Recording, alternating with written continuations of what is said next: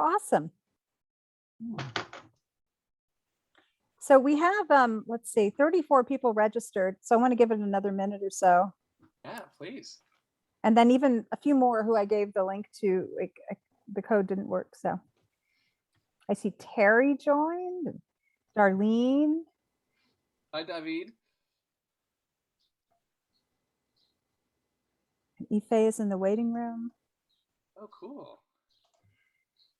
I You know recognize Ife? a few names from LinkedIn. Yeah, it's so nice to see the people whose faces are just these little squares. I know. Yeah, there's Ife. Hi, Ife. Yeah, I feel like I know some of, Hi. Hi. I feel like I know some folks, but what I guess we From kind all the LinkedIn, right? of know each other from just, engaging with each other's stuff on LinkedIn, don't we? Does that count? I think it Yes, counts. it counts. Absolutely. Okay, good. Good. Hi, Katie. Hi, how are you? Good. How are you? It's Suzanne. So we're getting a Brex crowd here with Terry and Suzanne. And Kristen's in the waiting room. My 7th meeting, so I'm getting this is Oh my my 7th gosh. and final call today. So We have a word in Yiddish for what might be happening to you. It's called plots. everybody was like, Wednesday, November 10th. Yep, I think that's when we're gonna have this. So Well, so it's 3 minutes after, and I want to honor those of you who have come on time. So why don't we go ahead and get started?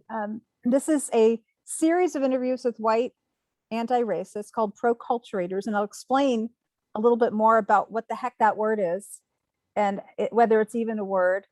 But first, I want to introduce Jared, whose book is just about to come out, and you'll get a pre-order link in the follow-up. And it's called A White Guy Confronting Racism, an Invitation to Reflect and Act. Did I get that right, Jared? You did. Thank you. You did. And Jared is a consultant who works with companies, helping them to develop active anti-racist practices, attitudes, policies. And we'll send more out about his work in the follow-up email as well. And Jared can tell you a little bit more about what he does and how he came to write this book. Yeah. You want me to launch into that now, Jill? Sure.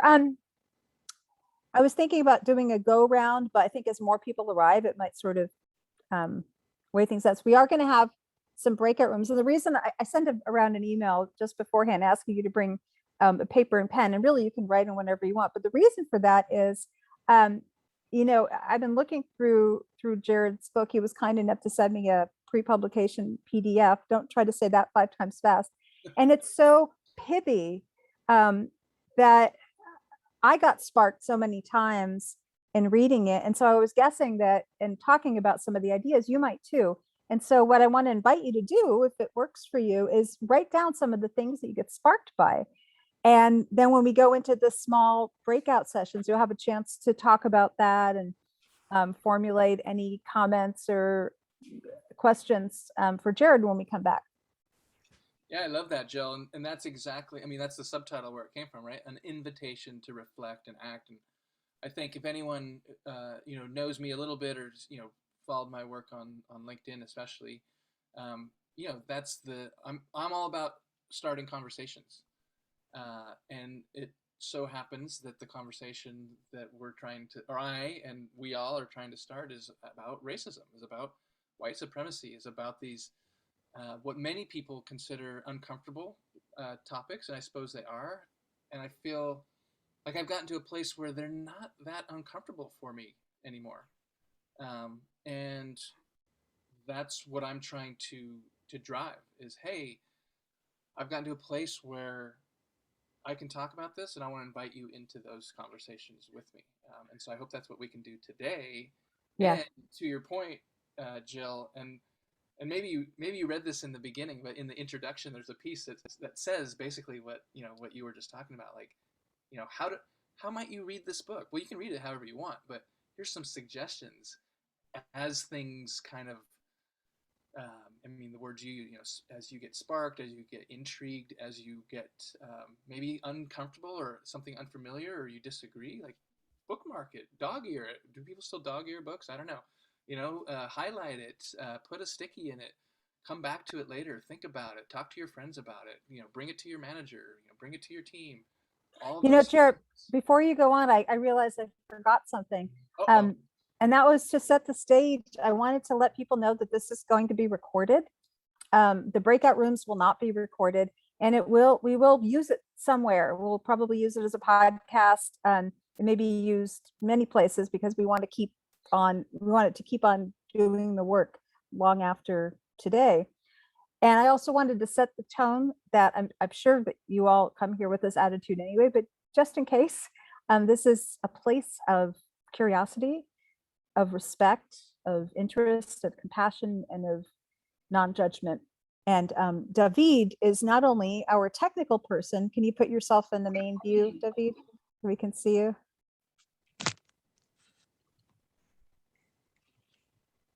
Did you let me just put you. If I unmute myself, hello. I should Hi, David. highlight for everybody. Yeah. Hello. So David is my life partner, and not only the technical person who'll be putting people in breakout rooms and the one to ask if you're having any technical troubles, but also the bouncer. So if anyone is here bothering you, he will take care of them. What else? Not everything in here may make it into the final recording. If you the first part is going to be mainly Jared talking, me asking him questions, me trying to keep my mouth shut and let him talk, since this is largely about him, and that's always a challenge for me. So let me know how I'm doing. At that part where you'll get to really speak up is when you go into the breakout rooms. You can let your partner know if you want to mostly be listened to. If you really want to go back and forth, that's up to you. And then when you come back, we'll entertain comments and questions and that sort of thing. Yeah. Any questions about that? David just asked me to speak a little louder, so I'm going to get my headphones. So I think it'll be a little bit better volume. Give me 10 seconds. And while you do that, I wanted to say that Jared and I would like to keep in touch with you. And you can always get off of our mailing lists with the click of a button. Or if you really don't want to ever hear from us again, that's fine too. Just let us know. David, is this better? Okay. Technology. All right. I'm back. I'm here. I'm a talker, Jill, so, thank you for holding the container so that we're actually, trying to get to what we're trying to get to. Yeah, and David, I'm trying to put him back in the spotlight there to make him the main box, if you will. And I did that a moment ago, but I can't do it now. Can you try to do it? Okay.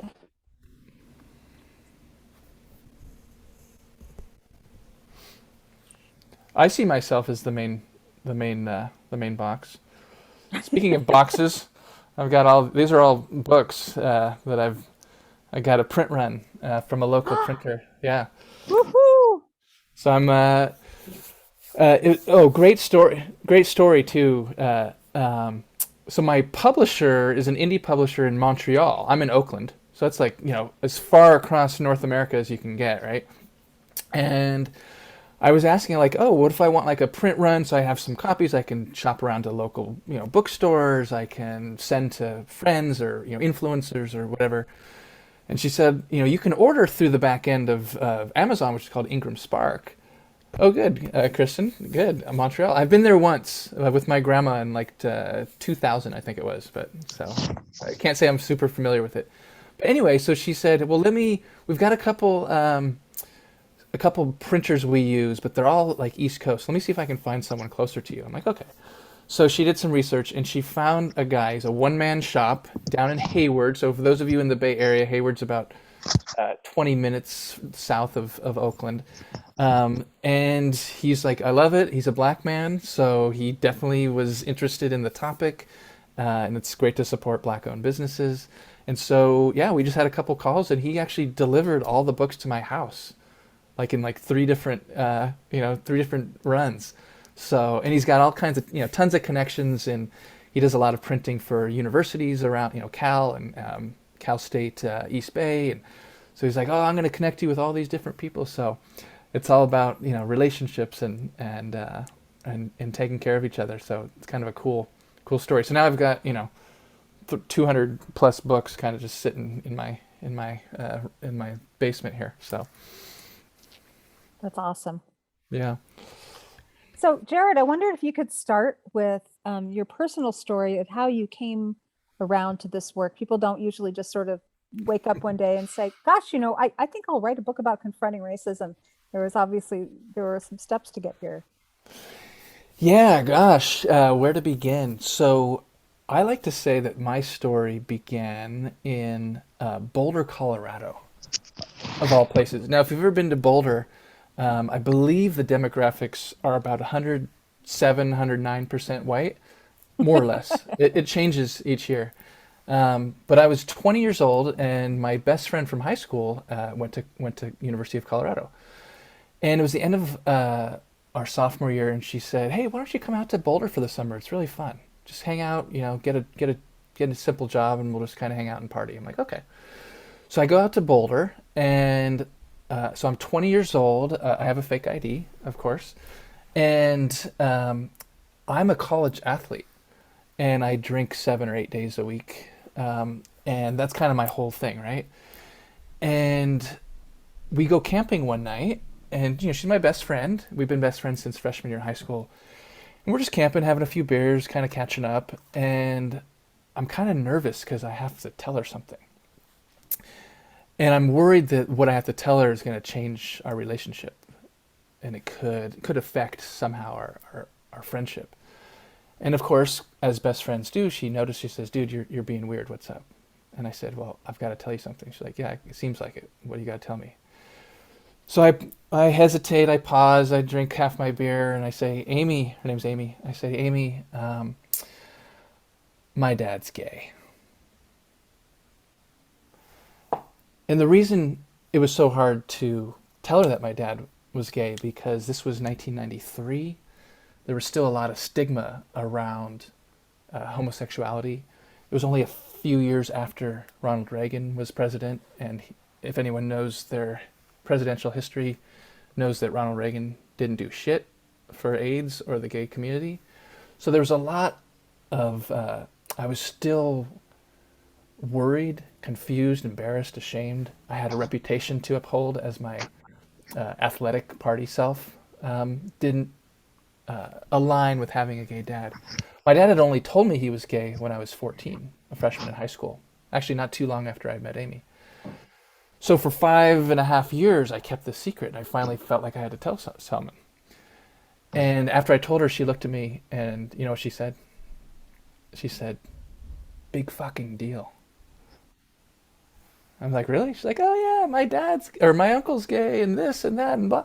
She was so much more advanced, culturally, politically aware than I was, and so that weight just all of a sudden, like I don't have to worry about this anymore. Now it didn't like change overnight, because I was still an athlete and I still had that kind of reputation to uphold. But I started to see the world a little bit different. I started to see my dad a little bit different. Every time I'd start seeing him, I was more comfortable around him and his partner.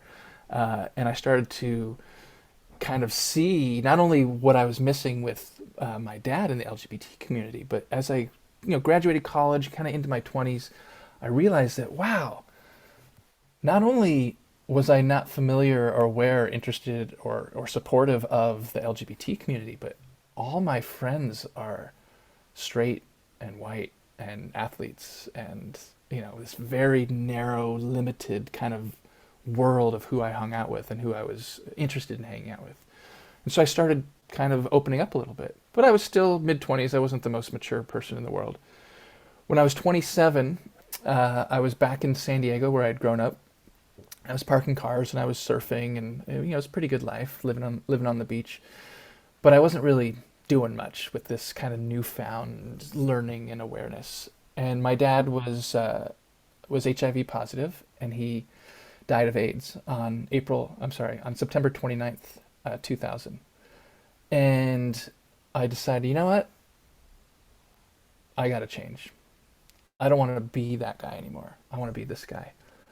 And I didn't know exactly what that was going to look like, but I knew that it had to happen. And so I moved up to San Francisco.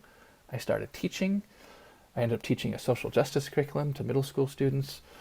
And I just started really shedding all of who I used to be pretty quickly and pretty drastically and pretty happily.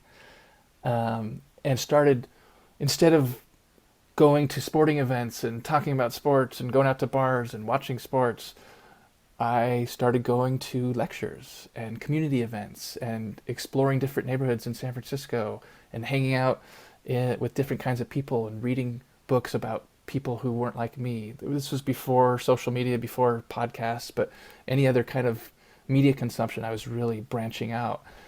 And that was 21 years ago, and I've been on that journey ever since. And so when I talk about, earlier when I was saying it's not that uncomfortable for me to talk about this kind of stuff, it's because I've been immersing myself for 2 decades in it.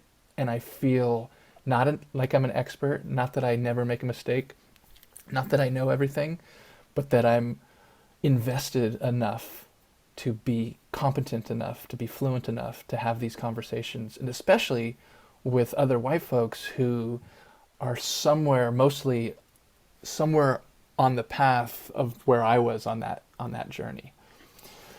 So that was the long answer, Jill, of how I came to this work. And some of this is in the book too. I love that you told the story, because one of the things you mentioned is that stories are really important part of what you're doing, along with Mm-hmm. Emotional intelligence, you call it EQ, Mm-hmm. mindfulness, and social justice. And it might go without saying that social justice is part of it, but I like that you named it. Mm-hmm. And I love how in the book, I remember during our conversation last week, you mentioned that the material for the book came from a series of posts. And, I used to be a writing coach, and one of the hardest things is sitting down and thinking, oh my gosh, I have to write a book. But it's actually easy to say, oh, I'm just going to write a few sentences or a few paragraphs. And perhaps as a result of that process, I noticed that the book is full of these really pithy stories, almost like each one has a beginning, middle, and an end that really draws you in. Mm-hmm. Almost like these little Zen parables, and they're really potent. Thank you. And one of the things that I love that you said in the book is, if you choose to consider these perspectives, to adopt these philosophies and frameworks, to embody these principles and values, what to do will emerge on its own. Mm-hmm. And I really love that, because a lot of times people new to this work, or even you mentioned it's hard to talk about this stuff. And so I think with anything that's hard to talk about, whether it's, relationships or sex or race or class or anything that people feel like we're kind of on wobbly ground, a lot of times we want to go to, what do I do? What do I say? Give me an algorithm, Give me a formula. Yeah. Yeah. Yeah. And I think, what you're pointing to is how being in the process, I've decided to there's no there. There's only Mm-hmm. getting curious, showing up, being willing. And this phrase that I've been using, I use it today. I'm doing a series of interviews with a client who's looking at trying to make their organization more diverse and welcoming. It's a tall order anytime, but in this case, I said, let's stumble forward. Mm-hmm. I love that We're you say that. Yeah. we're always going to stumble, but let's stumble forward. Mm-hmm. Yeah, I mean, so many good points, Jill. If I was a better graphic designer, I would have like this awesome visual to show everyone of basically what you just, kind of summarized. That when we immerse ourselves in this work, and when I say, we talk often about this work or the work, and what does that mean? It's like I don't know if I have a clear definition of it, but I mean reading, caring, understanding and appreciating and serving humanity and seeing each other's humanity and understanding that the world is not equitable, that the world is not just, and there are reasons for that, historical and systemic, etc. And so doing the work will look different for each one of us depending on our skill sets, our backgrounds, our locations, our communities, etc. Right? But whatever that looks like for you, if you think about like immersing in new perspectives, right? So like what are the, if you read, I don't know, last year I read 97 books, right? I'm kind of a book nerd, right? You can kind of see my library there. Wow. And that's not a backdrop. That's the real thing. Yeah, that's the real thing. Yeah. Music and books. Yeah, those are kind of my things, right? Selena's got a wow emoji going. Well, thank you. Right, so I'm reading, like, what am I reading? Well, for many years, 15, 20 years ago, it was like mostly white guys, dead white guys from Europe, right? Which is, there's a lot of good authors and books from dead white guys from Europe. But then over time, it's like, wait a second. If I'm reading 10 books and 9 of them are from dead white guys from Europe, like, what perspective am I getting, right? Or if I'm subscribing to 3 magazines and they're all mostly written by, white men, even if they're progressive, even if they agree with your politics, even, right, it's a limited perspective. So really intentionally expanding your consumption. And what happens is you start to absorb new perspectives. You start to, it's almost like I don't even know sometimes where I've learned stuff. I just kind of know it now. Mm-hmm.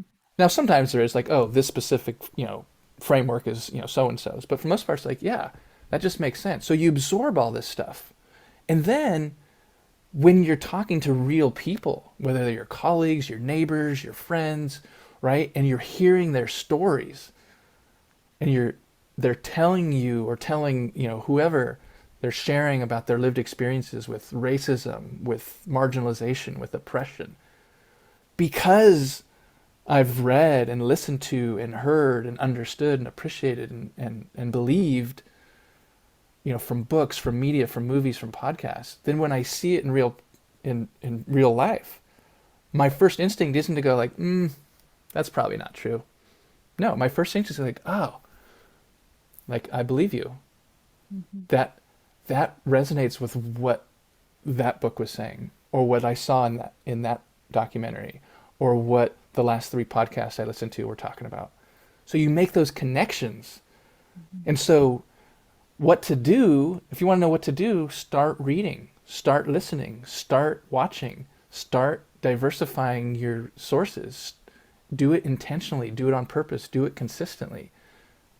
So when I say, it's not about what to do, it's about who you want to be, like, what to do emerges.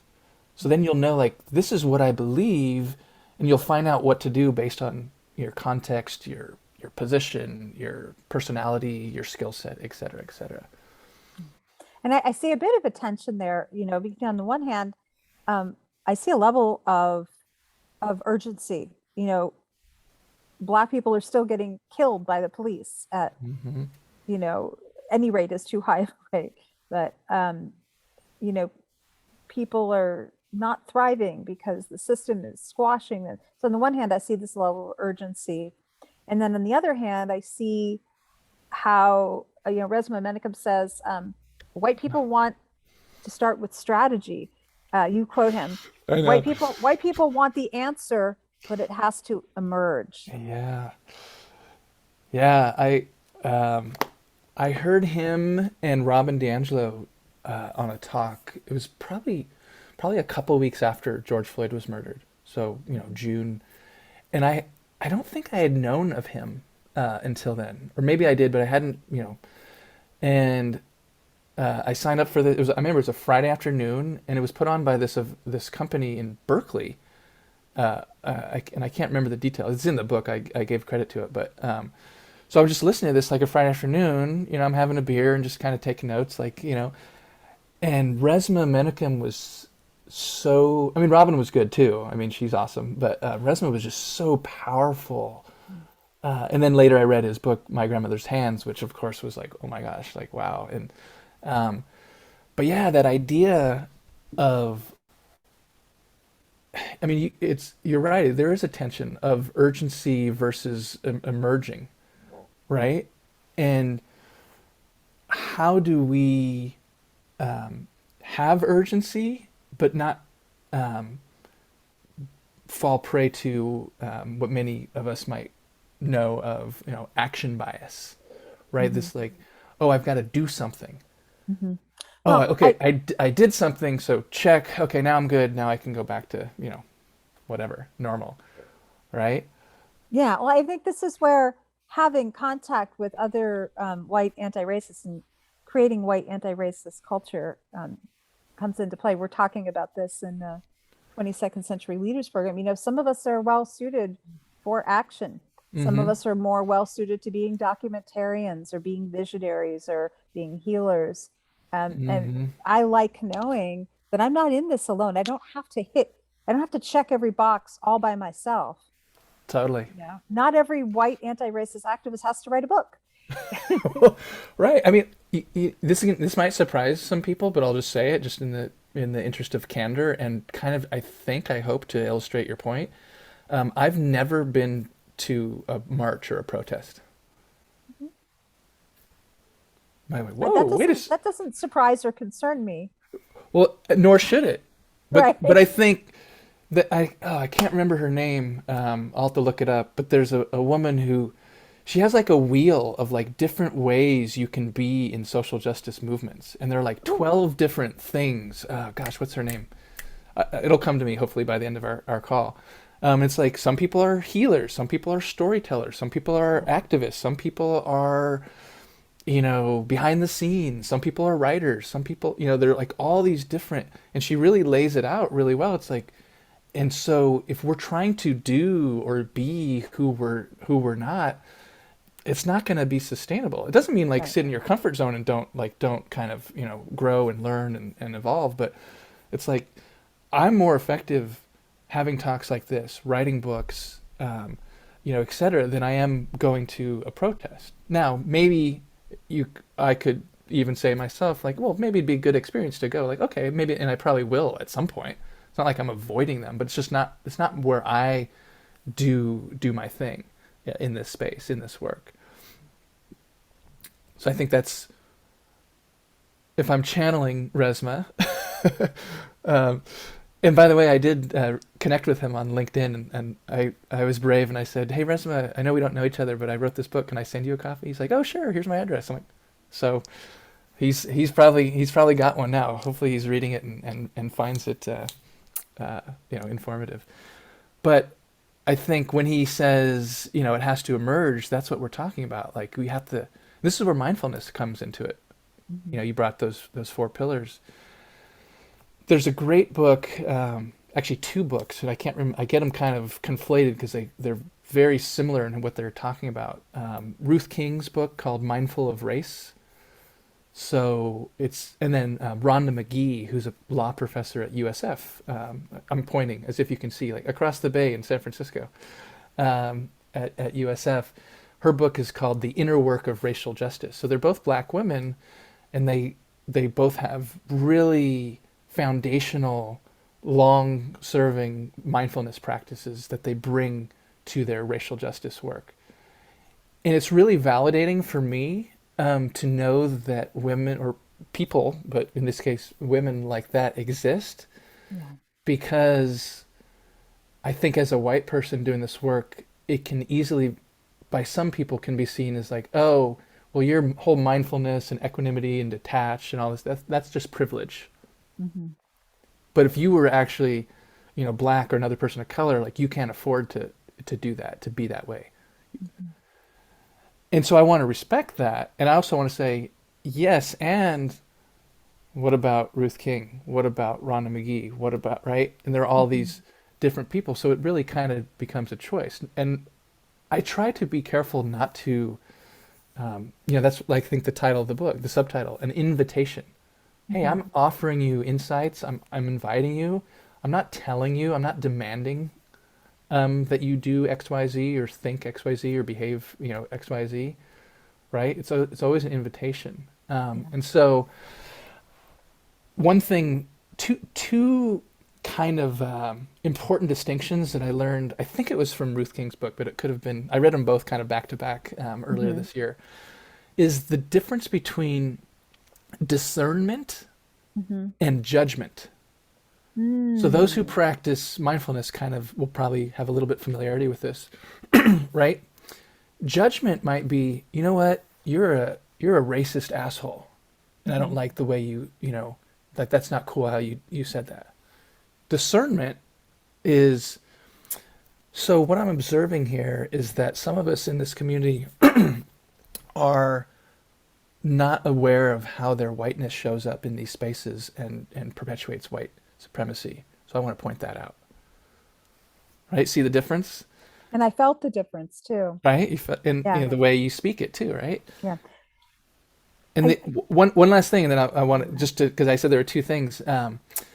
The other thing, which I think gets to this urgency kind of question, and actually I had someone reach out to me on LinkedIn with this very kind of this kind of dynamic, this context around how do we stay calm and centered and focused when there's so much going on that outrages us.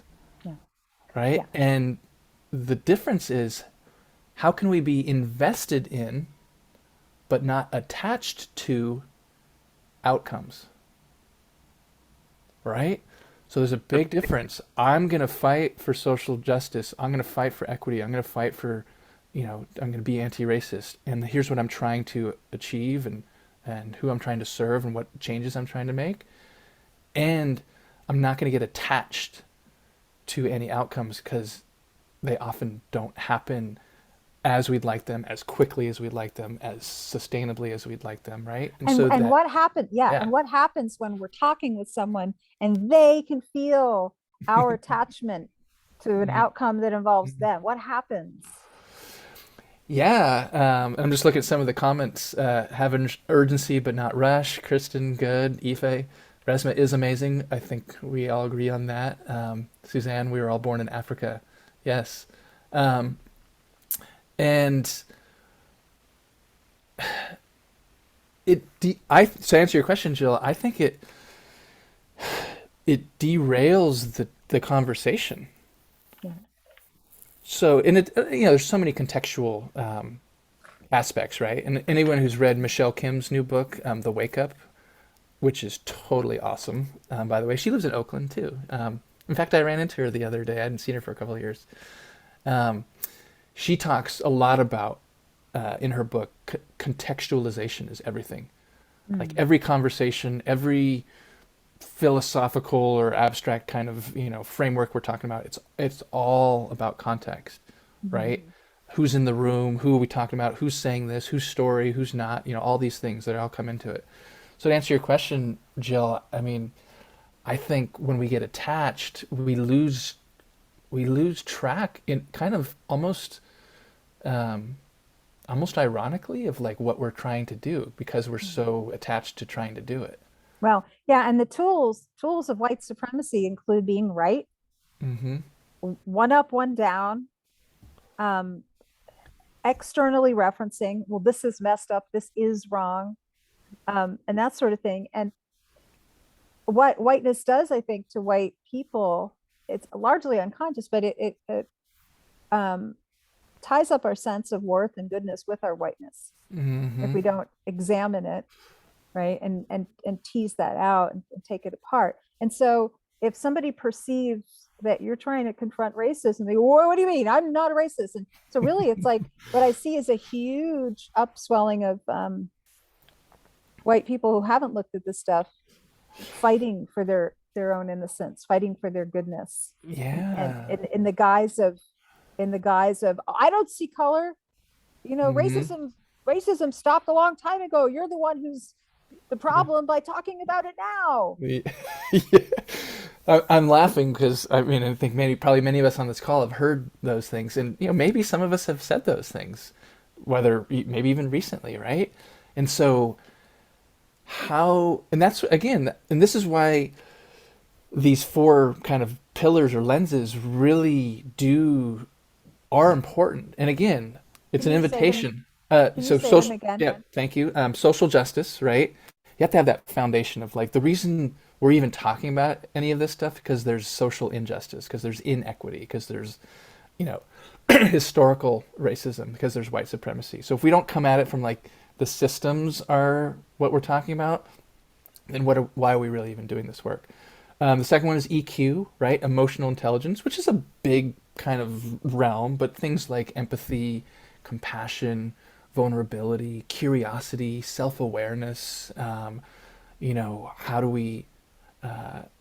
we, do we believe people when they say things? Do we have emotional agility and humility, racial humility, etc.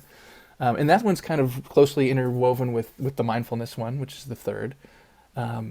And then the fourth one is the storytelling, right? How do we tell our own story? So like the examples you were just sharing, Jill, right? What is the story behind why I might get defensive when someone brings up white supremacy or talk about white privilege, right? Have you thought about it? Probably not, right? Have we thought about how our own individual narrative fits in to the larger narrative? What are we supporting? What are we disrupting? Are we even aware of that? Whose stories are being told? Whose aren't? Why? What truths are kind of just shared as if they're the absolute truths? All these types of things that have to do with narratives and stories. Yeah, so those I always come back. But it's interesting, Jill. I see the more and more, and this talk we've had just for this first 25, 30 minutes is illustrating this too. The more and more I get into this work and I start interacting with people in groups like this or one-on-one, or even yesterday I recorded a podcast with a gentleman, Bruce Langford, and his podcast is Mindfulness Mode. And he's actually out of Canada.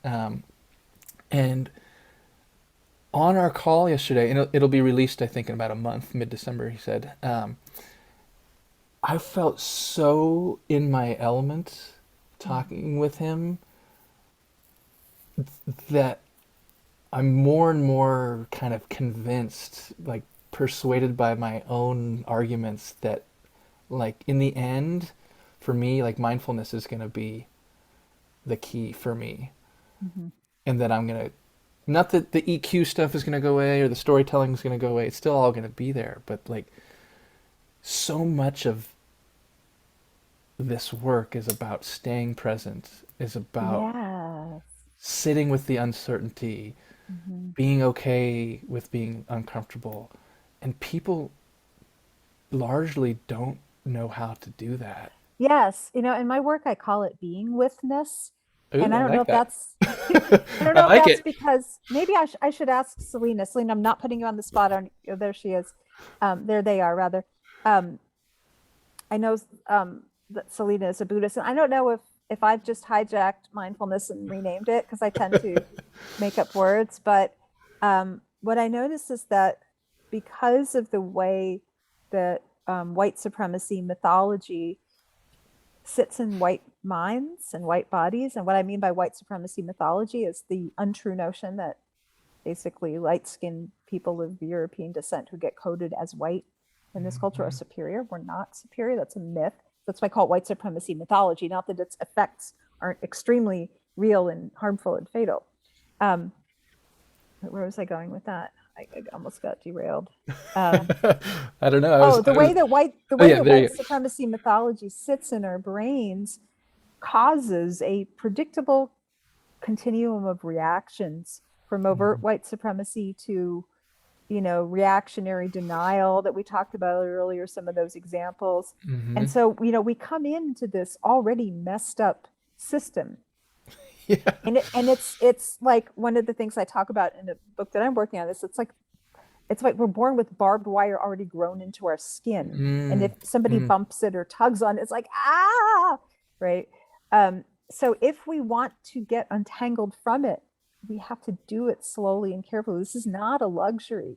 It's not a luxury for white people to find a way to untangle ourselves from this and remain Yeah. intact enough to do the social justice work and then to become whole again in a whole other way without the whiteness. So good, Jill, and so just I don't know. There's a lot of depth to what you're saying, and I think Resma Menaken talks a lot about that, right, in his book and in his talks, like this whole um, this white body supremacy he talks about, and black bodies, police bodies he talks about in this tension, and I don't have a background or really an extensive experience in somatics, kind of the stuff he's talking about. And I know it's different than mindfulness. And he actually, I think, in a couple places in the book kind of makes that clear distinction. Selena says mindfulness was co-opted by Kabat-Zinn to be more efficient in capitalist society, thus produce more. Read McMindfulness. Selena. That's Selena's awesome. in the 22nd Century Leaders Program this year. Do you like being witness? Okay. I'm sorry, Jared. I just saw that. No, I didn't know that's good. McMindfulness was a thing. I have to go look at that now. Is that a book, Selena, or is that just a coining of a phrase that you just came up with? I think she says read McMindfulness, and it's capitalized. So I think Okay, so maybe that is it's a book. Okay, there you go. Says. Okay. Okay. I'm writing that one down. That for me, and I don't know, it sounds like there are at least one other, Buddhist on the call, and maybe some people have some experience with mindfulness.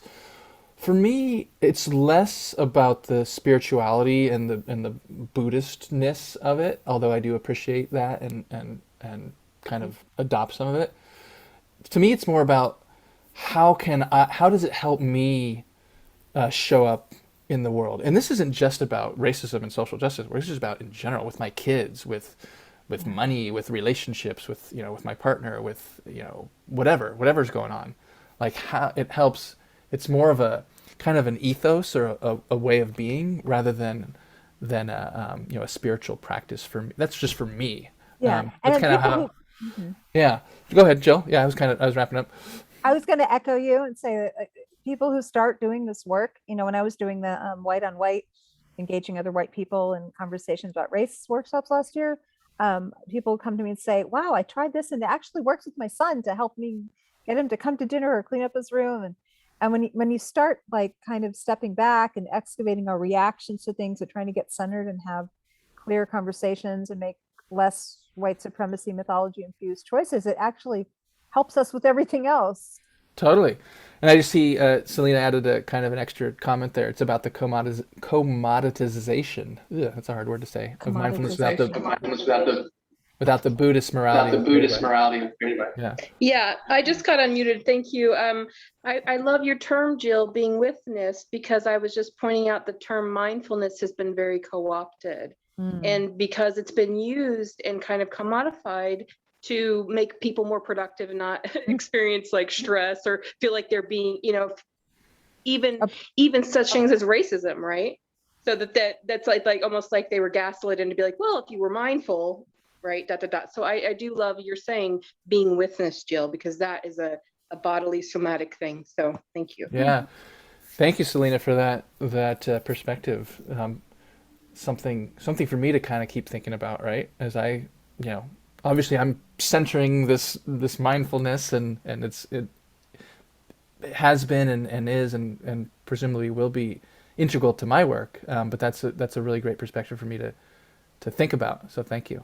And Jared, speaking of centering, I want to take one more little journey before we go into breakout rooms, and that is that. Please. To me, a lot of this work involves paradox. Like I think of the poem by Pat Parker, a lesbian, same gender loving poet of African descent who I think is no longer alive. And she wrote this poem that started out something like, like a poem to my white friends. The first thing you must do is forget that I'm Black. The second thing you must do is to never forget that I'm Black. And so I think a lot of this work involves paradox, involves holding two kind of equally important truths that seem to contradict one another. And one of those is a big part of dismantling white supremacy is for white people to stop centering ourselves. And yet, in order to dismantle white supremacy, we have to look at whiteness, which means looking at ourselves, which means centering ourselves, even writing a book about it and having a, a time like this where we talk about it. Yeah. And so, yeah, go ahead. No, I mean, you're absolutely right, Jill. And I think I don't have an answer or the answer to that. And I don't know that, that anyone does really. And I think you just said it earlier. You were talking about contexts. Mm-hmm. Well, to me, it's about, and this is unique to each person, and I don't know that there's a kind of a rubric to follow to discern this, but it's about integrity. Mm-hmm. So, and that's a subjective thing, when you're talking about, do other people see you as being in integrity? But for me, I feel like I'm in integrity doing this work. And so I would imagine you and other white folks doing this work, we get shit from all over the place. And, differently than, people of color doing the work, right? But still, we get criticized. I mean, I've been criticized from, and I'm not even really talking about like the white racist. Like that doesn't really bother me. It's kind of like, okay, well, that's, that's expected. But it's more like people, white folks who have strong opinions about whether and why and how and if I should, someone like me should be doing this work. And am I, centering myself? Am I taking work away from Black folks, from other people of color? Am I, who am I, to talk about? I don't have the lived experience of a person of color, and these are all valid concerns. And depending on the context, they're conversations to be had, and like that is all information for me and perspectives and insights for me to be aware of and understand and appreciate, but not necessarily to be directly influenced by. Mm-hmm. Because there are also tons of people who I am in relationship within, who respect me, who I respect, who value my work, who have seen my work, who and vice versa, of all, backgrounds, who are saying, thank you.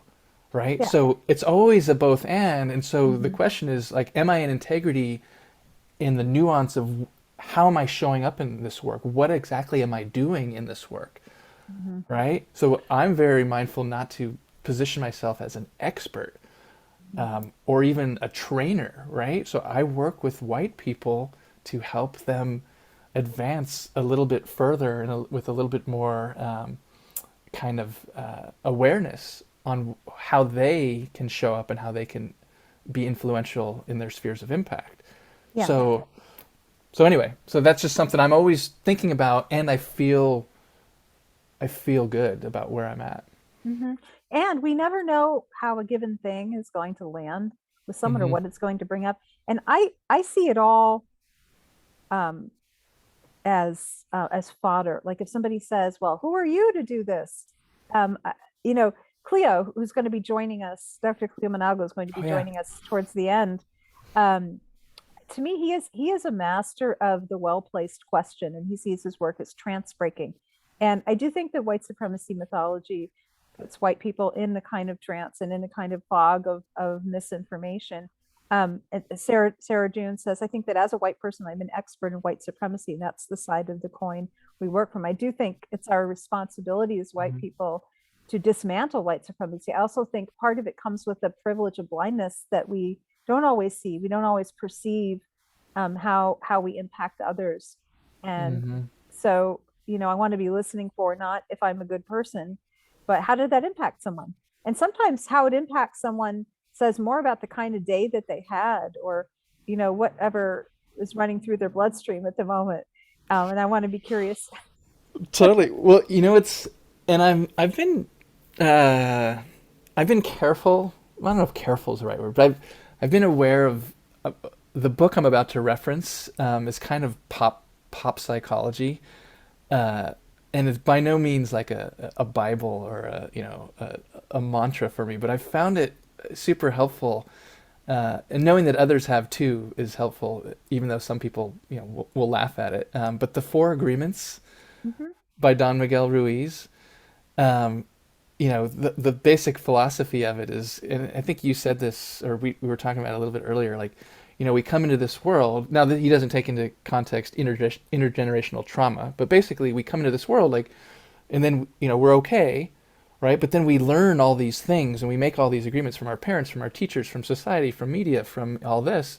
And then we make these agreements about what's right, who we are, how, and he says, if we can work towards,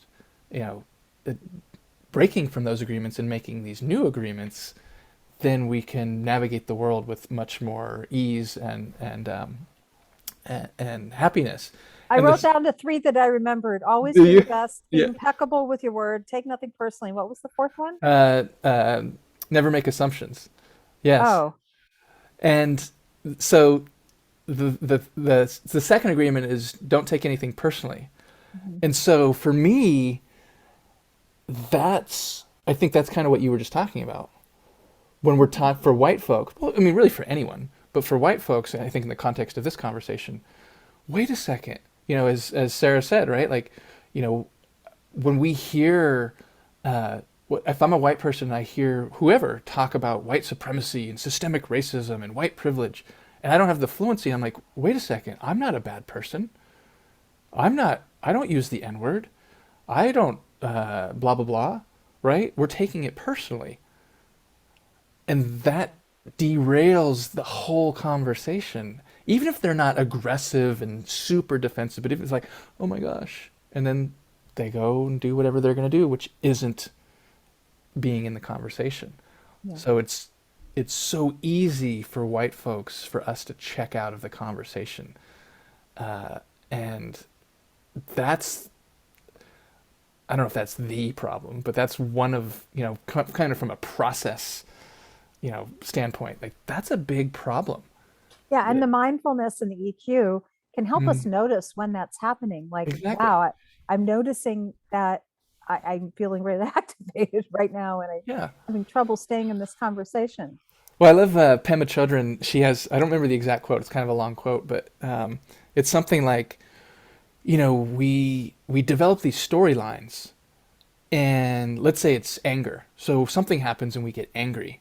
And she says, these emotions, whether they're anger or defensiveness or, whatever they are, right? They're always impermanent. They only last a little bit. But instead of sitting with that and letting it pass, we perpetuate it. And so what should last about 90 seconds lasts for 10, 15, 20 years. Right. So we never got that it's okay to not be okay. So we spent all this time fighting ourselves. Elizabeth Lang says, Exactly. from my experience, this resistance from white people is even more pronounced when the message comes from Black and people of color. And Ethan says Yeah. exactly. And I'm very aware of that in this work, both from the beginning when I was doing this work, but especially as I've been doing this work, and other Black people and other people of color who I've either partnered with, worked with, or just had some sort of connection with, say that same thing. So there's actually a gentleman who I just was introduced to a month ago, who works at Cal. So I'm in Oakland, North Oakland, which is, I'm like 10 minutes from University of California. I keep pointing as if everyone can just see. It's right over there. Can you see the tower, the tower on campus there? But anyway, he's a Black man. He's the head of diversity inclusion at Haas School of Business. And so a mutual friend of ours connected us, and we're exploring. So he does that as his day job, but he's also kind of similar to me. He's a speaker, he's a facilitator, he does a lot of work in tech and higher ed and stuff. And so we've met a couple times, and we're exploring what would it be like if the two of us kind of had an offering as a duo, right? As the two of us, a Black man and a white man, offering as a service a fireside chat. So instead of coming in and doing a training, instead of coming in and doing a workshop, we would come in and we would learn from whoever's putting on the event, what are the pain points? What do you really want your people to hear? What points? And then instead of us going like, okay, point one is we meet and we go, let's come in and just have a conversation as if we're having a coffee or a beer and talk about these things. Because we both have the skill and the fluency to do that. And the power of it, and we talked about this, the two of us, and we're just getting to know each other. It's not even like we're good buds yet. But he's like, there are going to be things that people aren't going to hear from me. No matter how eloquent, how factual, how, they're just not going to hear it from me. But if you say the exact same thing, they're going to hear it from you, and vice versa. That's really unfortunate. It is. Very, very sad. I want to make sure we have time to Yeah, get please. into the breakout rooms and come back. I want to put you in groups of 3, because just in case somebody needs to get up and use the restroom, so you're going to have at least one person. And I want to take 15 minutes. Does that feel like enough time? Okay. So you can either divide it 2 ways or 3 ways, and you can decide if you want to just be listened to while you think through things, or if you want to talk amongst yourselves the whole time, that's okay too. But if you feel like you just want to be listened to and kind of think through what's up for you, or you want to more mix it up. So in a moment, David is going to put you into the breakout rooms. It'll be 15 minutes. So I'll be coming back about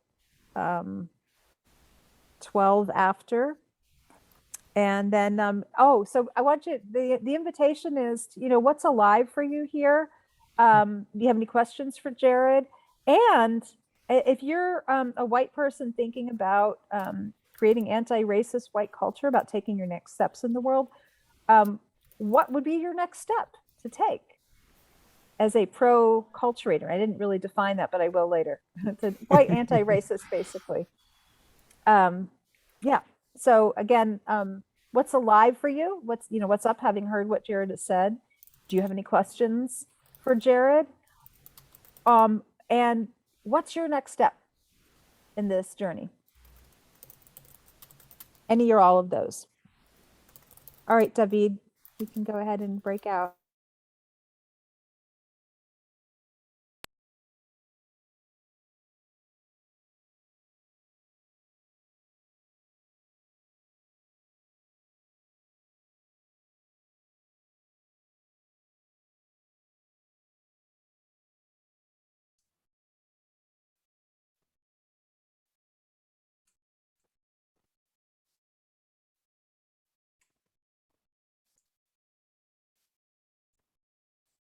Oh, hello, Naomi.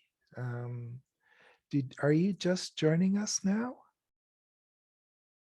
I have to unmute you. Hold on.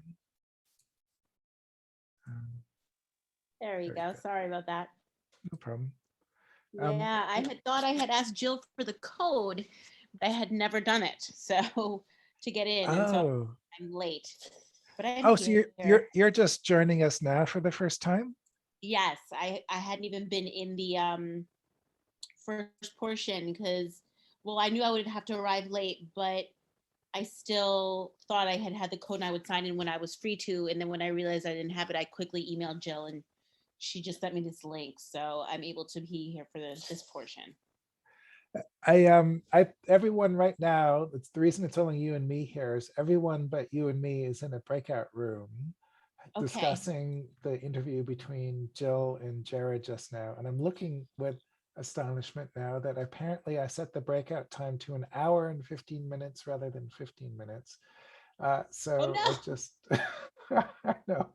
So I'll keep an eye on that. But there's about 10 minutes left of breakout room time. People just went in the breakout rooms 5 minutes ago. If you like, Jill and Jared are hanging out in the infamous room 7 right now by themselves. Do you know Jill and or Jared? I feel like I know Jill, them maybe? only through LinkedIn. So I'm a LinkedIn contact of both of them, connection. Okay. And I too I'm a writer, and I also focus on, I'm an anti-racist writer and educator. And so that's how I connected with the two of them. And I believe I know Jared read my book. I think Jill plans to. I'm not sure she has yet. My book is entitled wow. Strength of Soul. Yeah, so that's my Wow. connection with them. How about you? Well, I am Jill's husband, life partner, cohort, Oh, okay. collaborator, Okay, and nice. doing all the work she's doing. So Oh, I'm, that's amazing. That's wonderful. but I'm Is playing this your technical home, by the way, co-host. that I'm seeing? Your background is gorgeous. Oh no, it's I wish it were. It's a tree house that I wish I was in right now. I was gonna say, I mean, it looks like it's just so cozy. All right. Well, it's nice to meet you, David. I don't have my camera on. I'm just my kid's right here next to me, and I just don't want to turn on. I'm not.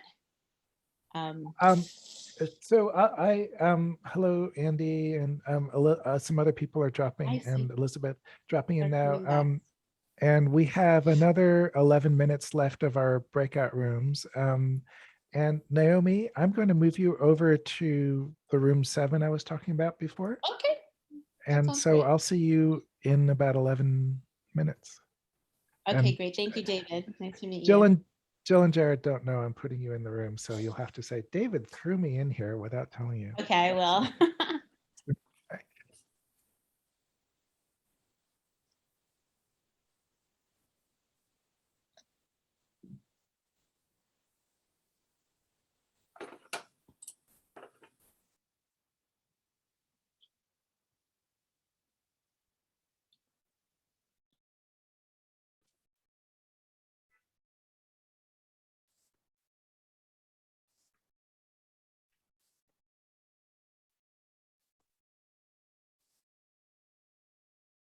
Okay, so the rest of us are hanging out here. Let me get you guys unmuted. I'm sorry. And Andy and Elizabeth, you were in here before, I think, weren't you? Or are you just joining? I was not. No, I just arrived. LinkedIn kind of tricked me because I thought I was RSVP'd and then I realized I wasn't. So I just emailed Jared and Jill, and Jill just gave me the link directly. So. Okay. Well, I'm glad you're able to join. And Elizabeth, are you just joining us for the first time also? When you say first time, do you mean in this breakout room now? No, we're not in a, I mean, were you in the Hangout earlier? Were you in the Zoom earlier? I was, yes, but something happened. I was assigned to breakout room and I was the only one there. Oh, okay. For like a few minutes. I need to keep a better eye on that. I had to leave and then come back, but I had to, in order to come back, because I had to leave the meeting, I had to like re-sign in again. And then I found myself here. So I'm not sure what's going on. I apologize for that. I think what happened is that whatever other two people I had, I think you were in this room for, I'm looking at now, what the other two people must have left the Zoom at the exact moment we put everybody in a breakout room. Okay. And I didn't monitor that because at the same time a lot of things were happening. I'm sorry I didn't see that. So you saw everything. I could would you like me to put you in a breakout room for another I don't know how much time is left now. Oh, I'm looking at the wrong. Let me look at our breakout room countdown timer. Yes, we have 3. Would you like to join one of the breakout rooms for another about 3.5 minutes, 4 minutes? Yeah, I don't mind. So this is not a breakout room. No, this is the main. Okay. Everyone else, it's not in a breakout room. Okay. Okay. I'll put you yeah, you can put me in another one. Okay, I'm going to add you to Jane and Linda, who don't know you're crashing their party, but you can say hello.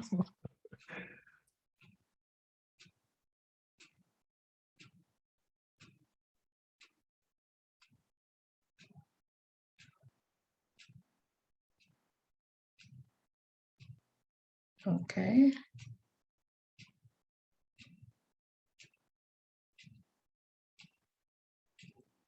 Andy, can you hear me? Okay, I'm not sure what's happening. I'm still here. I did it the wrong way. I'm sorry. I clicked the wrong button. I want to put you in room 6. Okay.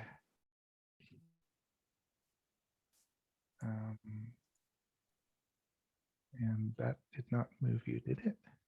Yes, it did. Ah, okay. So that's just me and you, Andy. And you're just joining in late. And I guess you get to watch me work through various issues, but we have another 2 minutes left here. And then another dozen or so people, more than that, 15, 20 people will be joining back. This is the main room that just you and I are in.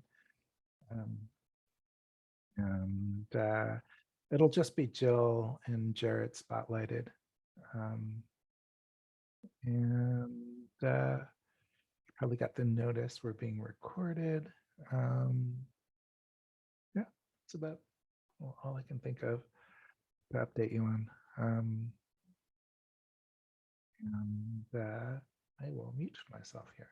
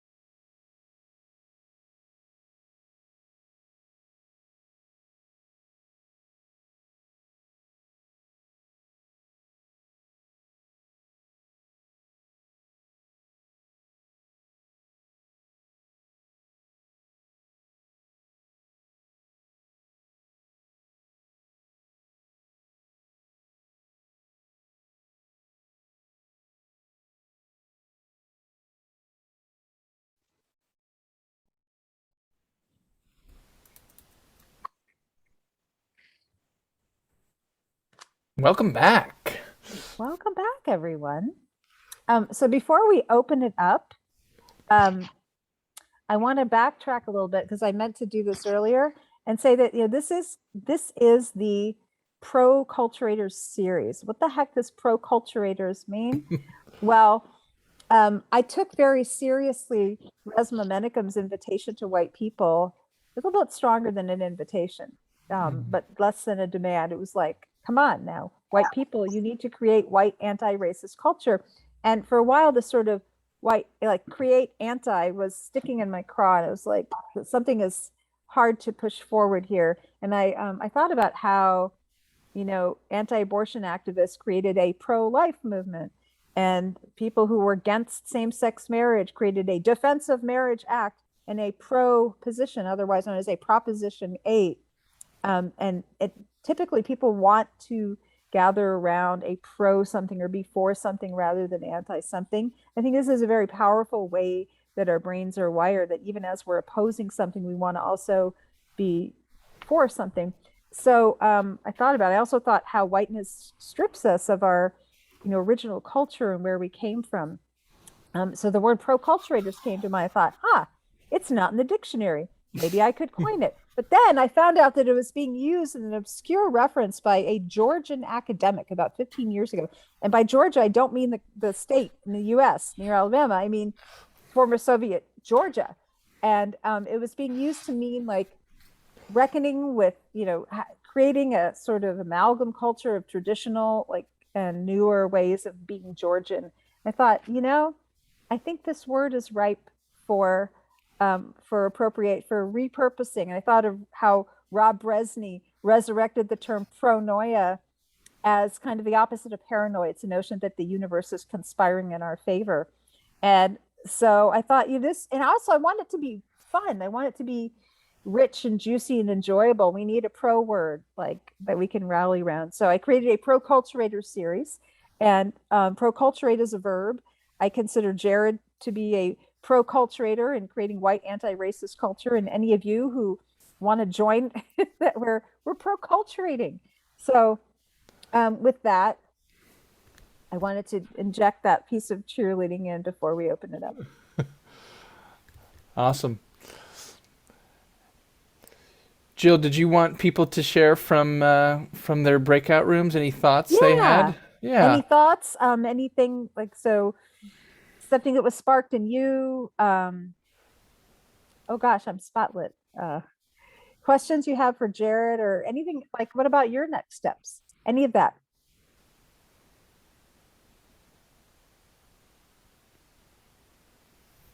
Debbie, I don't want to be spotlit. Take me away. I see Sarah's hand. Thank you, Sarah. You need to unmute yourself. Yeah. Let me see if I can unmute her. Oh, there she goes. Okay, can you hear me? Yes. So I have not been to a protest since we invaded the Iraq War, the Gulf War. So what was that, 90? 91, I think. I think it was my freshman year in college, maybe. Right. So 1991, that was my last protest. And so now I think it's time. I'm overdue. I am going to go to a protest. So I'm very active right now writing, and I work in rural America, especially in Iowa, to talk to white people about what's going on in the United States. So I'm pretty active with one-to-one conversations in white working class and white rural communities. But I am overdue for a protest. Well, thank you, Sarah. And what I heard from, a lot of things just from that short comment, but we all like the intentionality of where you are, what the context, where you're going to be most kind of impactful and influential in your spheres of impact, spheres of influence. And that's, I think, part of the work for each of us, right? How do we match? There's probably some like Venn diagram type thing, right? Which like, your skills and what people need, and Ikigai, yeah. Is that what it is? Okay, yeah. See, Debbie, can you find the Ikigai 4-quadrant diagram and put it in the chat? Is that what it is? Yeah. It's IKIGAI. But so it's like we can do this work sustainably for the long haul with intentionality and impact. Because if we're trying to be something we're not, it's just not. This is true for anything, like any job, any kind of. It's just not gonna last. And then we're like, oh gosh, I tried, but it just didn't work out. So I guess I'll just go back to status quo, right? And that's not what we want. So it is important to understand who we are and who we want to be and how we can make the most impact. So thank you for sharing that, Sarah. Other thoughts from your breakouts that you'd like to share? This is the time. And welcome, Andy. I think you are new. Oh, Andy. Yeah. Hi, Andy. Andy and I have met through now I'm trying to place it, Andy, where we met through Rachel, I think. Rachel Check. Yeah. Yeah. Good to see you. Thanks for letting me sneak in a little late. I thought I was registered, but that was just the LinkedIn RSVPs. Yeah. And Naomi's here as well. Naomi Raquel and Wright. So welcome to Naomi. And Linda, I believe, joined us. Oh, do we have another? And hello and welcome to everybody, anyone that I missed. So anything come up that you want to share? We've been talking a lot. We'd love to hear from you. Well, I just allowed everyone. You can all unmute yourselves now if you'd like. Thank you. I think I saw Jules with a hand raised. Yes. Thank you, Jules. Thank you for having this. It's very impactful for me. This is the first time I've participated in anything like this in this subject matter. And the first thing that came to me, Jared, is, what does a white anti-racist look like? And it's like, if I were to meet you on the street, would I know you? Like, the last thing I was saying in the group when we jumped back in was, we're a fear-based society, and a lot of our history is based on, I'm scared of you because you look different than me. Maybe you have different beliefs than I do. Your skin color is different than I am. Like, it didn't make sense to me that this is how we are, but I see it. And I think, wow, that is just tremendous to me that I'm supposed to be scared. It's like, well, I'm not scared, but how do I communicate that I'm not scared of you or you or you? It's like, can I just be the same with everyone? Can I envelop you and bring you into the fold and just be an amazing friend or leader or brother, sister with the world? And going forward, how do I help with that? But what I do is I'm a branding person, and I design things, and I work with marketers and such. And I was sharing that I see a lot of this backlash in media. It's like, oh, we have to do the right thing. Let's get a whole bunch of people who are not white to be on TV. But it's not necessarily for the right reasons. And I'm thinking, I talk to people of different races, and I think, like, well, what's your experience? Like, how do you see things? And I'm jumping all over the place, but it just is interesting to me to hear the stories. Mm-hmm. And I love helping kids start businesses. So it's like, I started my first business when I was 8, and then 10, and 12. And like, I've had my business for over 35 years that I started when I was 19. And I love helping children to get that feeling of the self-esteem and the self-worth and the self-confidence, no matter their color. I love that I was told that I could do anything. And I want to get that message out to all the young people that they can do anything they set their mind to. And a lot of kids and adult, growing up, weren't told that. Now they're adults. They were not told that they could do anything because of their long history. And I'm thinking, wow, it's generational. So how can I help with that? So that's what's on my mind. I want to live in Vallejo. I just bought a house here this year, and I want to go out, reach out to the mayor. He likes to help with kid programs. I'd like to start a school for entrepreneurs for like younger kids. I don't know. I have like these visions of things, but I'm not taking any action yet. So just ideas, but yeah, you guys, I love your feedback. Jules, go ahead, Jill, please. Well, gosh, so this is a lot of what we do. We're coming to this point in the 22nd Century Leaders Program this year where we're like, all right, how do I translate this into the world? And there's so many things. I just want to give a little taste of what I'm seeing is that you really want to give every kid the message that they can really do anything they set their mind to. And you're wondering how you can be of help. Is that close to what you were asking? Yeah, I mean, I see it from like creativity can heal the world, and I know how to do it from a certain aspect of creativity. Yeah, maybe there's other things. Maybe there's people that can connect with that things can be synergistic and yeah. Well, that's what I was going to say is that there's a message that people are carrying inside, and sometimes people need others who look like them to help model that. And there's also, talking about like going to the mayor and pulling strings, because no matter how great someone feels about themselves, if somebody sees, Jamal next to Biff name on a resume, studies show that Biff is going to get preferred, right. And so as white appearing or people who get white privilege, even if our backgrounds are mixed, we can often influence those systemic barriers that get in the way of young people moving forward, anybody moving forward who don't appear to be white in the system, no matter how great they feel about themselves. Yeah.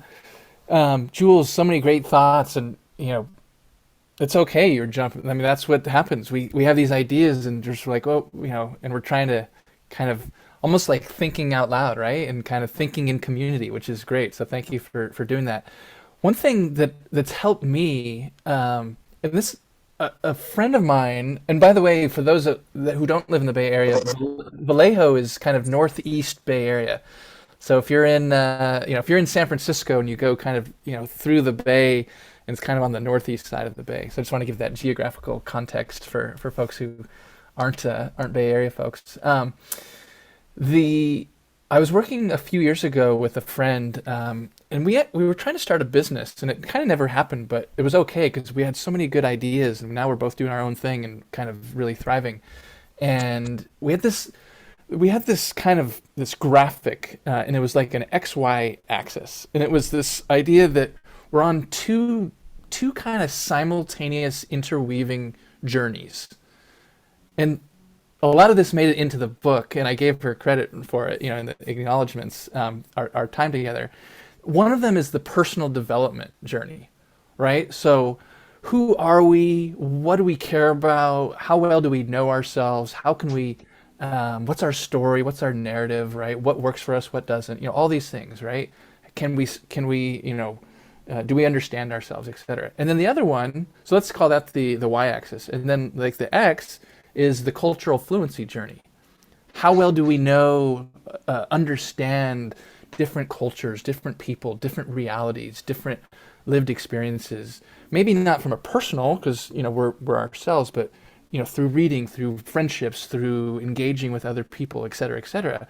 And so if you're on both of those, and maybe the XY isn't the best graphical visual of it, but if you kind of get that, and you're in the top right-hand quadrant, right? That's where you're most impactful, because you know yourself, you know who you are, you know what you do well, what you want to keep learning, how you want to contribute, how you want to make impact.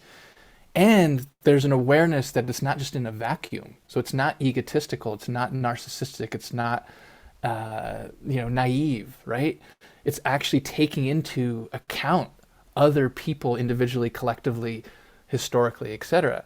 And so as I was listening to kind of what you were saying, Jules, like that kind of dynamic kind of came into my head. So as you're thinking about, I used to be a teacher too, right? And so anyone who's kind of in the space where we're helping others, right? We're kind of, whether we're teachers or, maybe work in a hospital or other environments, right?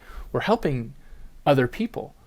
That's our job. How do we do that where it serves us, which I know sounds selfish, but it serves us, but it also takes into account as much as possible the nuanced realities of the people we're actually trying to help. Yeah, so I want to look at what's happening in the margins here. There's keeping our eyes on the fact that we have to dismantle systemic inequity keeps us focused, says Ife, and then Elizabeth echoes and said, wait, there was another thing that Elizabeth said. While I believe that mindset is one aspect, there are systemic structures designed to benefit some and disadvantage some. And I think for white people, that sometimes means stepping out of our comfort zone and saying, hey, what about this person? What about an internal hire? Or, rather than bringing in somebody new, look at the people that are here. Maybe these are people of African or Latinx or indigenous descent who aren't getting looked at. Using our white privilege to bring a systemic inequity to the fore, rather than going along with it in silence. Yeah. And by the way, it's 5:29, and Dr. Jill Nagle will be joining us sometime very soon. So I just wanted to flag that. Yeah. Any other thoughts from your breakouts or questions for me, or just want to speak your mind? Yeah, Ife or Elizabeth, if you want to speak to that verbally, or please. Thanks, Jill. No, I was, Elizabeth posted before I did, just to kind of ensure that what we're talking about here, it's to make sure that of why are things the way they are now, right? It's not something, passive that happened and then, I grew up and I'm feeling bad about myself. No, it's very intentional. It's by design, right? I mean, all of this started with the justification of bringing my ancestors over to this shore by force, right? So you have to start there. Like, you can't ignore that, because everything that happens after that is because of that. I have to justify not just treating I mean, just brutalizing human beings to get us over here to begin with. I've got to justify the genocide of indigenous people. I've got to justify, okay, well, now that we're all here, keeping us enslaved. Oh, now that we're not bringing anybody over, we're going to fight this war, pretend that it's not about slavery. And then when Reconstruction happens, we will freak the hell out, right? Just like people are freaking the hell out. And, oh, CRT, right? If we don't keep these things in mind, then anything that we do to try to fix it is just about our own self-aggrandizement. I just think that's so crucial. Otherwise, we lose sight of why are we doing what we're doing. I have a question for you, Ife. I'm sorry. Go ahead. No. How can you tell? How can you tell when people were keeping that in mind, like mentioning it as part of what we're talking about? So, one of the examples that I observed in a different group that a friend of mine, she has a webinar and she's been doing it for, I guess, a year and a half or what have you. Hers is called, well, I won't say what it's called, but in her group, it's like she's got people like repeatedly it used to be every week, now it's every couple of months. There are people that have said, you know what? They're not being told like, oh, okay, what can I do as a white person? After they learned of things that have happened, they said, you know what?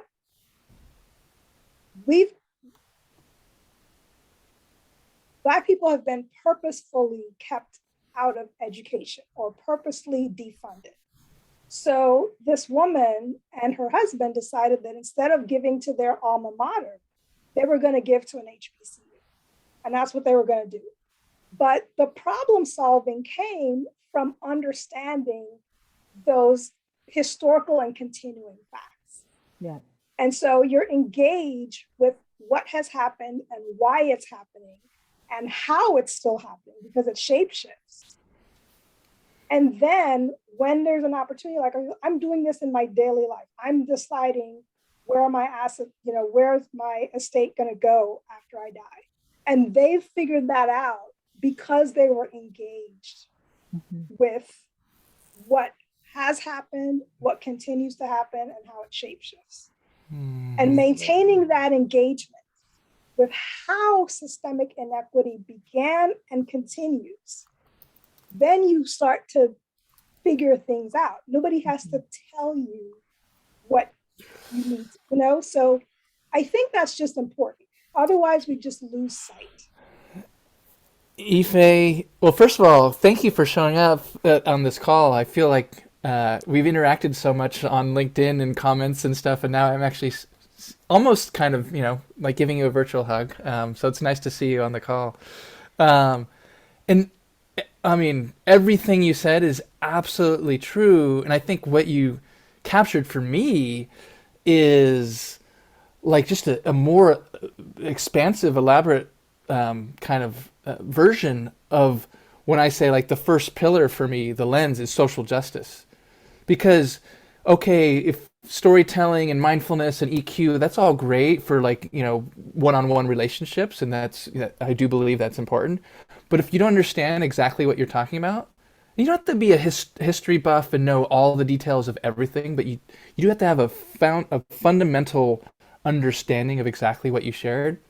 And if you don't, or if you are oppositional to it, or you want to dismiss it, or you want to, then all the rest is just bullshit.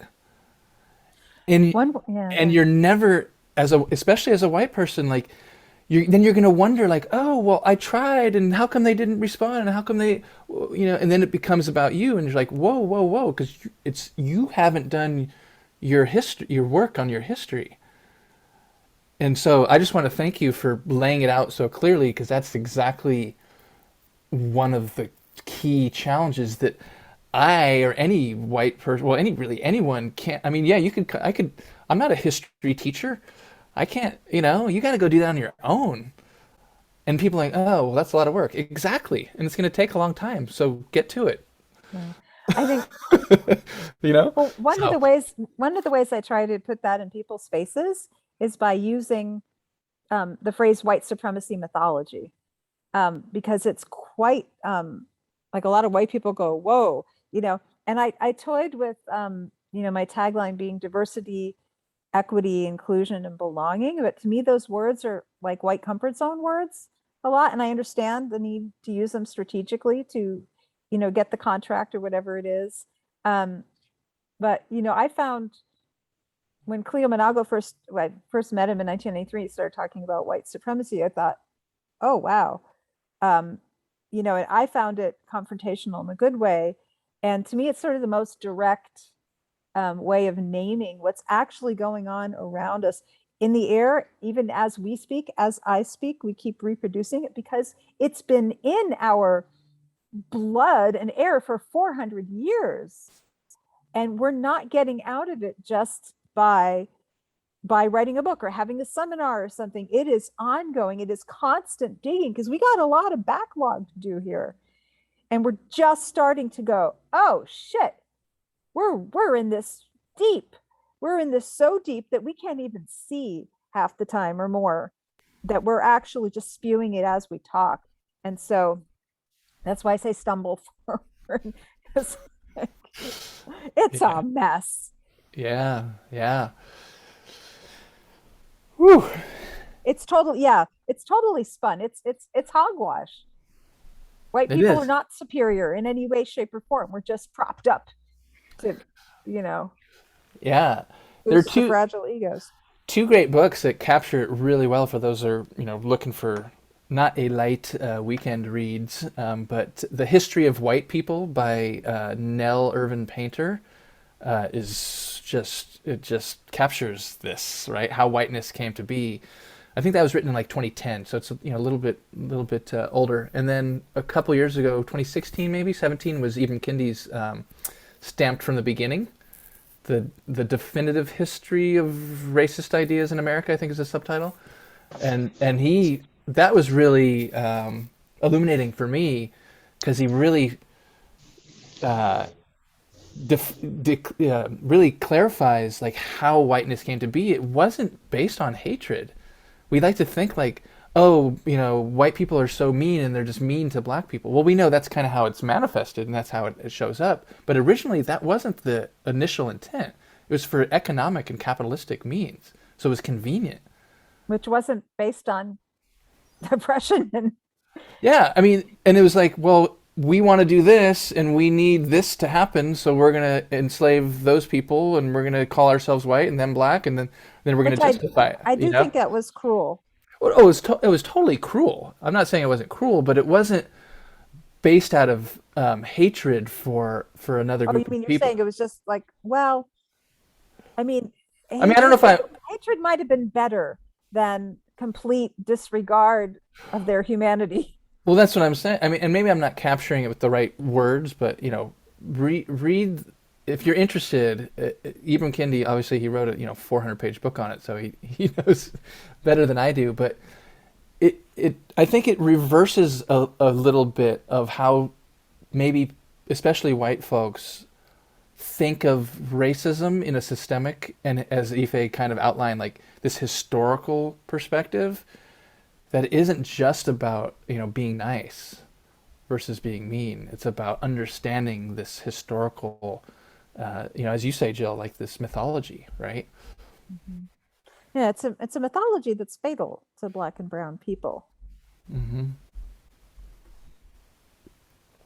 Yeah. So, I was just saying, Ife has one last. It was based on Greek, which some faith traditions call the root of all evil. Yep. Thank you, Yeah. Faye. My exposure to this came like in 1993. I met Dr. Cleo Monago, and talking to him was like a veil had been lifted for me. It was a turning point in how I saw the world and how I saw white gay community and its terminology and how it treated people of African and Latin, Indigenous, and Asian descent. And now I work with him, and he's been the one who has been like, you know, I to mix metaphors, I listen for his lens all the time. He often sees these things, you know, and he's supposed to be here, but he's often very busy too. But I wanted to mention, well, actually, you know, Jared, why don't you talk a little bit about what you offer in the world along these lines if people want to get more involved or that sort of thing, and then I'll do the same. Yeah, no, thank you, Jill, and thank you all. This is, I love these conversations. In fact, this type of environment we've just created for the last hour and a half is one of the things that I offer. So as a speaker, I do keynotes, and I enjoy those. And with the book out now, I'll be doing, you know, kind of keynote slash book readings for corporate, higher ed, maybe even some. I have 7th grade twins, and I used to be a teacher, so I might actually venture into kind of the, you know, the parent and staff community of schools. But really, as a speaker, to kind of do basically what we just did right now, have a fireside chat, have an in conversation where it's me speaking and sharing ideas, but it's also part of a larger conversation that involves other people, involves a community. So that's kind of my speaking services, and this is on my website. I hope, you know, decently outlined. The other thing that I really want to grow and do a lot more of is facilitating white affinity groups. So as Jill, you know, has been talking about, and we've been talking about, and we've referenced Resma Menachem a few times, right? Getting white people together to talk about this stuff, but in an intentional, structured, challenging but supportive way. And so that's something that I've done a lot of, and I'm really looking to kind of do that more within groups with more structured outcomes, right? With specific people in organizations who are at least leaning in a little bit and who have the position and influence to make change and just need a little more encouragement. And then the third thing is one-on-one coaching. So working with white leaders, senior leaders, executives, or dedicated change agents if they're you know, not as senior in the company. So those are the 3 things that I am really looking to do, and of course, very aligned and kind of informed by and influenced by you know, what's in the book. So thank you, Jill, for that opportunity to share those things. And it's all on my site, jaredcarol.com. There's a book link too from there, which will take you to another site where you can pre-order the book until Monday, and that's like the official launch. So thank you. Thank you, Jared. I'm so glad, you know, I'm glad to meet other white people who care about this stuff and who are working with white people, because, oh my gosh, our Black and brown siblings have been carrying the load for far too long. Exactly. Relieving at least just a little bit of the burden of education and the emotional burden. If I can help do that, then I feel like I'm doing something good. I want to say, you know, if you're running across someone on LinkedIn who's bugging you, tag me and I will do my very best. I mean, this is one of the ways that I show up, is I get online and I start, you know, when I see a Black person posting something that is Black affirming, I immediately start scanning the response, because I know there's going to be some white nonsense in there, and I try to preempt it, and I actually enjoy that, and probably one of the few people who like it's, and I'm relatively good at it. I try to be like a little bit of a white shield if I can. Yeah. For that, because I know it's rampant. So I mentioned that I work closely with Dr. Cleo Monago. I really hope he makes it tonight. He is a public figure, and so often in demand. If you go onto YouTube and you enter Cleo Monago, You'll see a lot of different things. He and I are currently finishing up this year's 22nd Century Leaders Program. The theme of next year's 22nd Century Leaders Program is Proculturate Now. It's an approach to dismantling white supremacy from the inside out. We work a lot with what comes up. We work with the body. We work with slowing things down, having the conversation, formulating the strategy.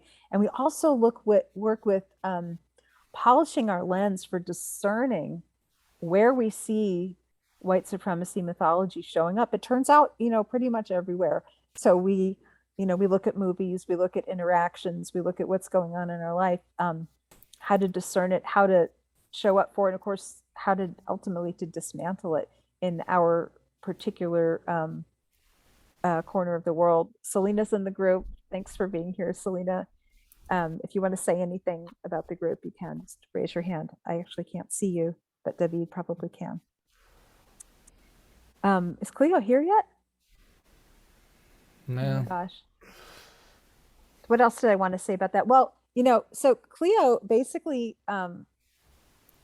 doesn't work with white people. So we're really, really lucky to get him for this group. We're going to have a day-long workshop offered 3 times with him, once in December, once in February, and once in March. For those of you who in your breakout groups or just in your mind now want to help create white anti-racist culture and you want to take the next step, we'll have information about that in the follow-up email. And I really, I describe Cleo as being kind of a living incarnation of the four archetypes of teacher, healer, warrior, and visionary. His critical thinking and cultural affirmation frameworks were adopted by the CDC in 2015. He founded AMASI, which is Black Health and Wellness Center. That's been his models have been replicated, and he's taught me so much about what it means to be self-loving, critically thinking Black person, which has helped me look at the flip side of that, which is how am I reproducing white supremacy mythology? How can I dismantle that? And how can I work and create anti-racist white culture? Now I'm talking about how can I proculturate with other white people and kind of take care of my end of things. So, oh, Ife, Cleo. Okay, cool. I'm so glad. So it's 5:47. Let me see if he's texted me back. I don't know if he's gotten waylaid with something else. I guess he's not here yet. So does anybody have any more questions for Jared or for me, or want to? I have a question. Yeah. I really enjoyed Ife's sharing, and I'm wanting to understand a little bit more. So if the given is that we're studying history and we understand that history, is it assumed that we know what the next step is? No, not like an assumption. It's and the thing too is it's the history and the present. So if you know how something is currently working, like we know how, say, school districts are funded through property taxes, and how redlining has impacted, who's in what neighborhood, and how gentrification works, then you might know, well, if I understand all this, I know that if a ballot initiative comes up, how I'm going to vote. That kind of thing, like sort of like the knowledge leads to then understanding when you have an opportunity to take an action, what's your understanding of it, right? I think I oversimplified it. It's much more. No, I get that example much more clearly. But that's sometimes where I think I and maybe others will struggle, is to say, okay, I understand that this was a horrible thing. This history is very long. But I can see that it has taken and will continue to take maybe generations before there feels like there's an equality. And that's sad to me. It's like, is there something I can do on a daily basis? If I want to get involved in something that feels like it's moving the needle, what could that be? From I'm just going to post. oh, go ahead. I I'm going to post two things which kind of go together. One of them is Dr. Kelly Burton's on 100 statistics that prove systemic racism is a thing. I've pasted this so many times when some white, usually man, is going off, racism doesn't exist anymore and systemic racism is not true. We'll paste that in. And then this one is 105 things that white people can do for racial justice. And, Awesome. Again, not everybody is going to find themselves on this list. There might be something very, very special and unique that is the gift that only you can bring. But this is a start. Yeah, and Jules, I hear, and thank you for being vulnerable, and I hear the commitment and the, a little bit of, like, okay, like, how do I actualize this? How do I kind of show up, right? So just thank you for that. One thing that I guess I just do it now. I don't even think about it until I'm asked to think about it or think about it, is kind of by default, I default to side with the person or the group who's on the downside of power. Right? Because now you might say, well, isn't that bias? Isn't that favoritism? Isn't that revert? No, it's none of that. Because our normal default, especially as white people, is to default to the norm, the white person, the established, the status quo, the this, the that, right? And so it's really is about unlearning. So I think when Ife is talking about, like, we learn all this stuff, like, okay, that's part of it. That is foundational. Like, we have to understand that. And I would hope anyone on this call has, a decent, at least foundational understanding of history of racism, especially in the United States, but even around the world, right? So that is part of it. But it's then like, okay, how do I show up every day? Like, when I see something, when I read an article, when I see a political debate, when whatever the context is, how can, I invite you and all of us, how do we automatically, I don't know if side is the right word, but kind of lean towards the person who's on the downside of power? And then when we, investigate, we read, we learn, whatever, we're having that lens. So we're going in with that, I don't even know what to call it, almost like, a very intentional status quo disruption. And so it's easier for us to arrive at, I don't want to say an answer, but arrive at kind of an understanding that has less dissonance for us. So that's what I've learned to do. A friend of mine who I used to work with, and I'm just going to paste her LinkedIn in the chat. Her name's Autumn Harris. She said something at an internal event we were doing maybe a year ago. I think it was for Black History earlier this year, and she said, "Follow the lead of the people closest to the pain."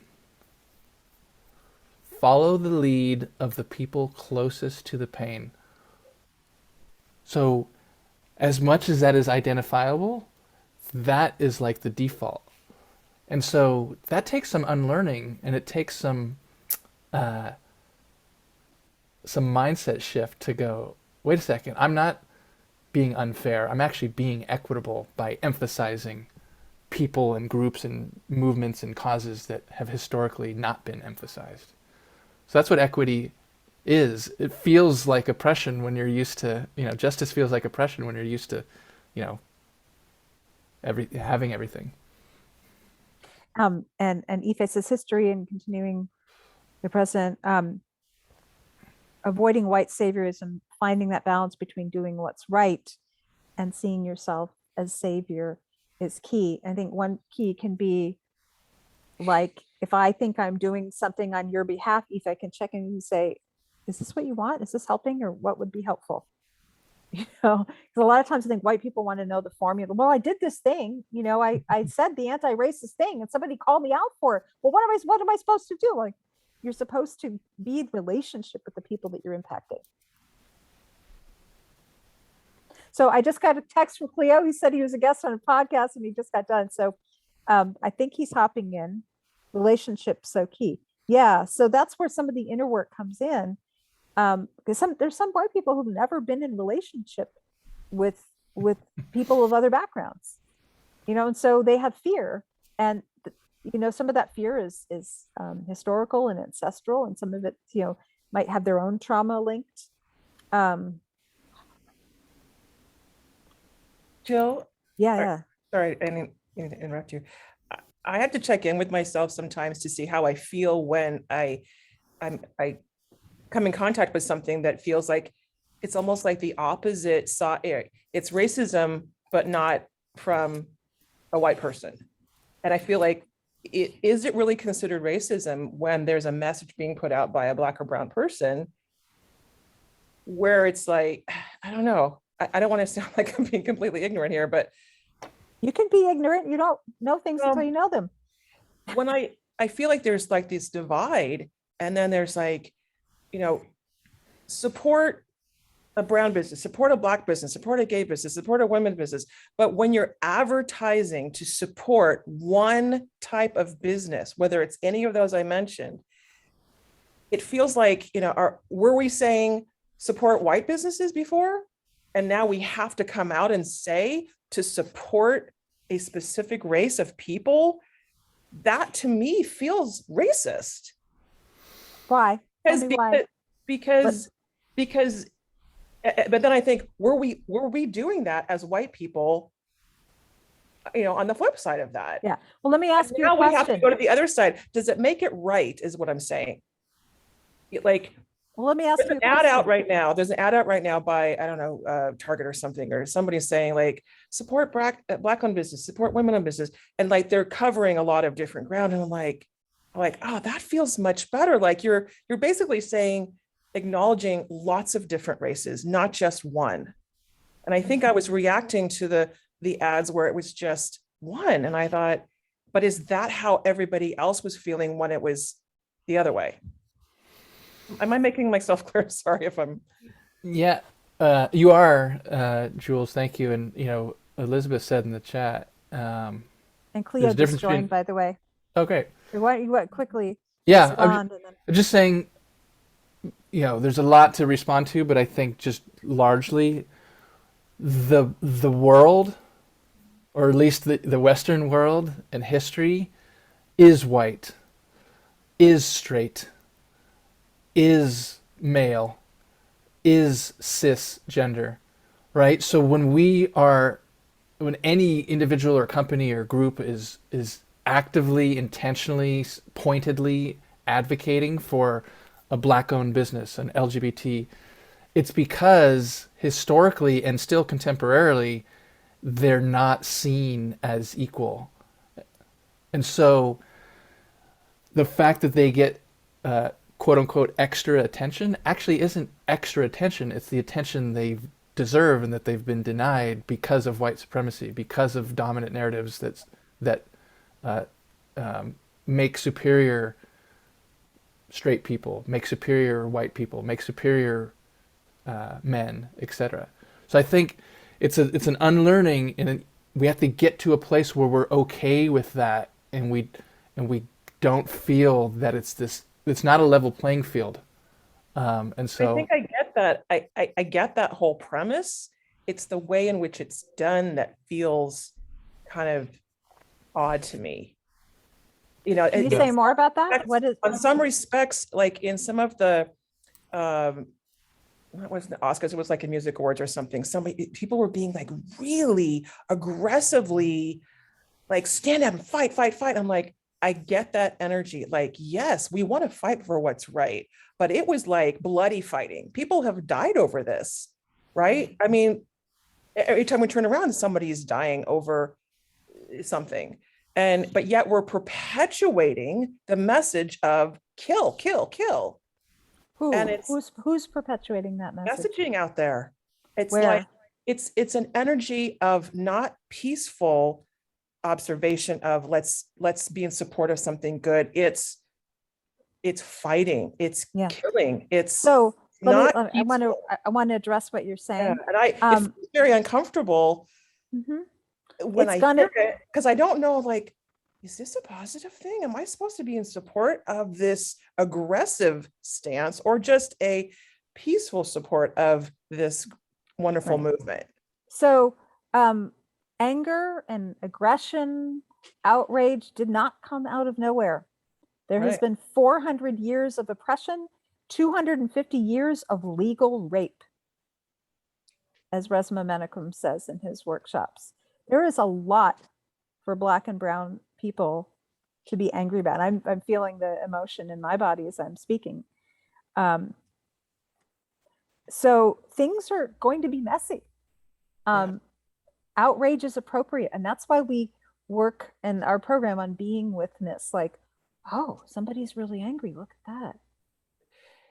Being with our own. I see that. I feel that history in that message, Mhm. but I get fearful about, are we being told to go forth and do bad things? I don't think so. No, I don't think In so. some respects, some things got pretty dicey with women getting attacked, you know, over certain messages. And I thought, wow, that's like, I don't know enough about it. I don't like to watch the news every day because it's energetically, like, I can't handle all the energy of it, but.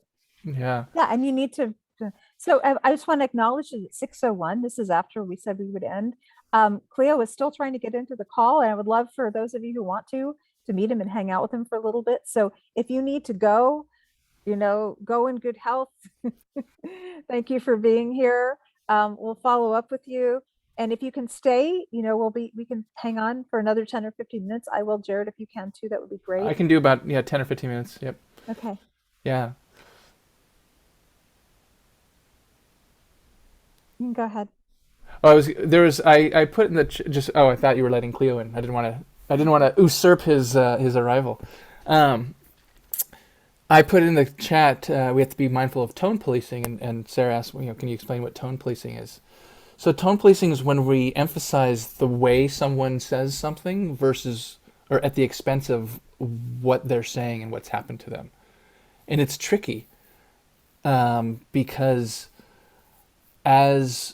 and I've found the more we are in relationship with people, the more we understand specific, nuanced histories of not just slavery happened and this happened, but like the specific nuances of things. The more we understand that, as Jill was saying, we recognize the anger and we can understand it and appreciate it, and still hold that little bit of discomfort and maybe think in our head, oh, wouldn't it be nice if it was, this way or said this way?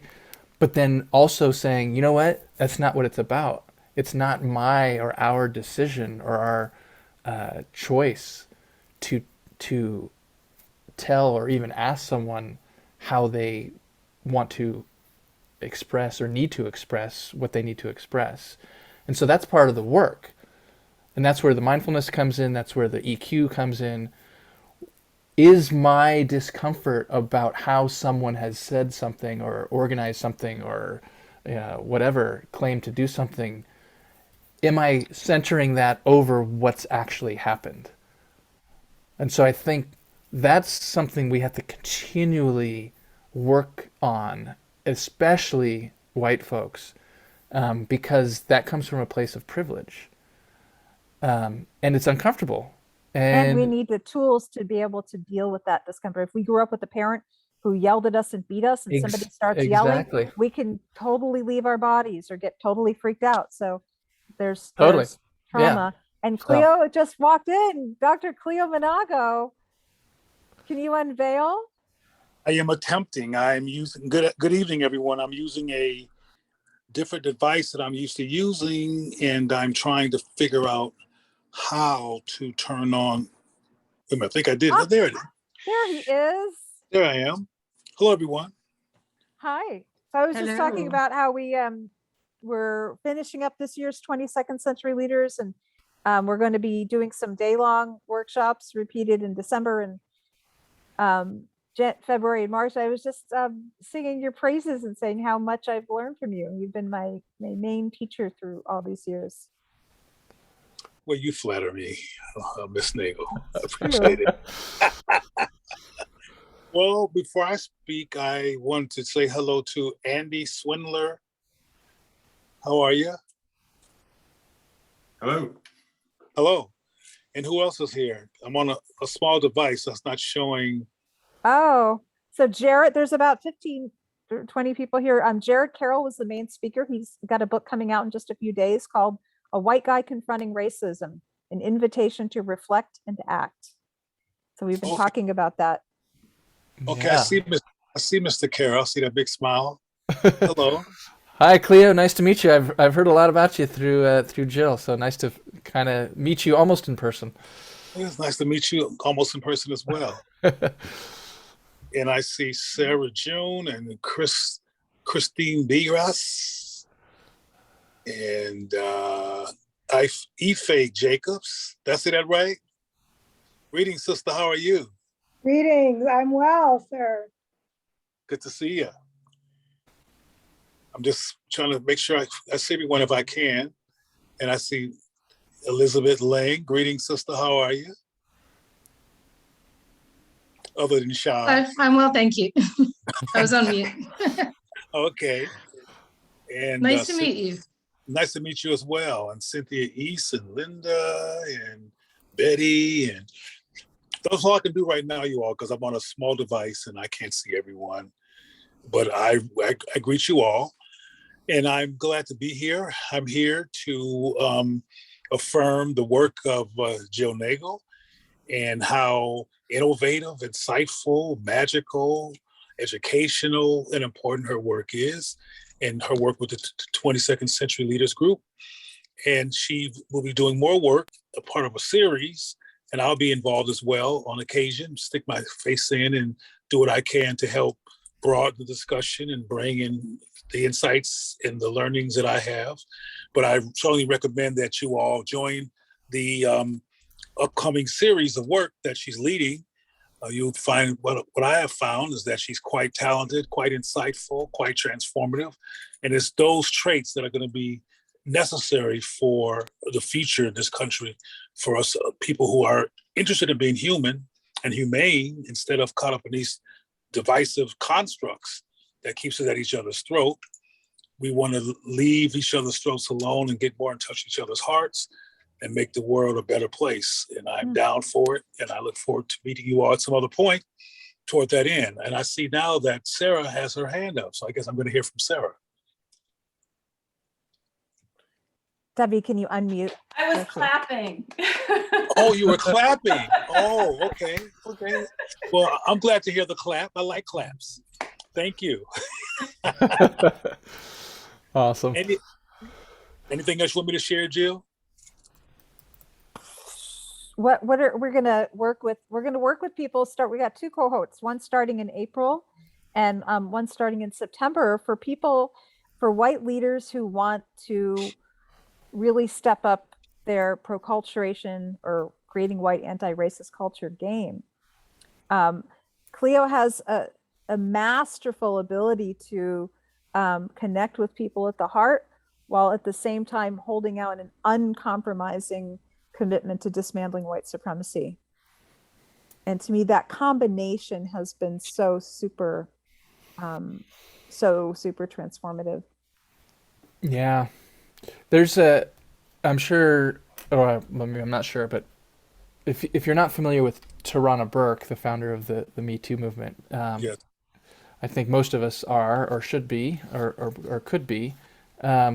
There's a quote that I heard not too long ago that it's actually at the very beginning of my book that I think captures what we're talking about. And Cleo, you brought in this the word humanity, and she says, "I don't believe your anti-racist work is complete or valid or useful if you haven't engaged with Black humanity." So all the stuff we've been talking about, history and social justice, yes, you need that. And it's about humanity. So thank you, Cleo, for coming and sharing that concise and insightful perspective, because that's really what it's about. Sure. Thank you. And I'll add to that brilliant passage that we have to understand ourselves and our own conditioning to be unable to recognize what she said as a cultural norm. Mm-hmm. You know, it's a cultural default to be Black dismissive, anti-Black, dehumanize of Black people. And sometimes, and I'll close with this because you can hear later, sometimes whiteness is so thick and unresolved that white people will hire safe Black people that they like to be the Black leaders of their Black friends, who wind up becoming Trojan horses for white supremacy mythology continuation. Because people are not literate at how to be Black affirming and Black humanizing, because it's not part of the cultural, linguistically, or psychological norm in this society. So you're trying to change. And I think for white anti-racists, I mean, for myself, I've been in an interesting position where I've had a Black person saying, "Oh, let's not worry about that." I'm going, this seems pretty worrisome to me.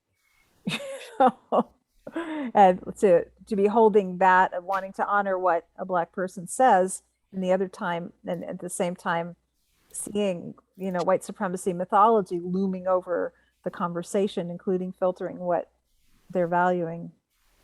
Yep. So I will depart and leave you all to your counter whiteness and hope that you are successful. Thanks for the invitation. And pardon me for my delay. I was on a podcast talking to a bunch of Black men who invited me to be on this show with them to talk about unlearning internalized white supremacy. So thank you, Cleo. We'll see you again in December for the day long. Yes. Thank you. Thank Bye, you, Cleo. Jill. Bye, everyone. Bye. What a gem of a human being. Just I'm so glad. Aw, Ife's clapping. Yeah.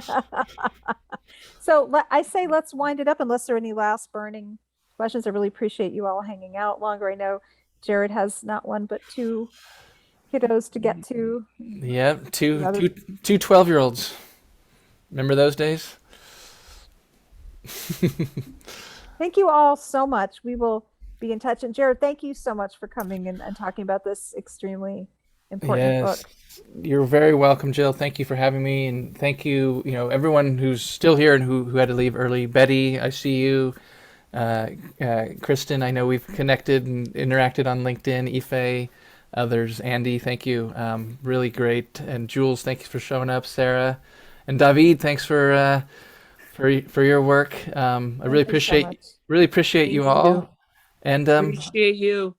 Thank you. I hope it's just the beginning. Reach out anytime. Indeed. Thank you. Bye-bye.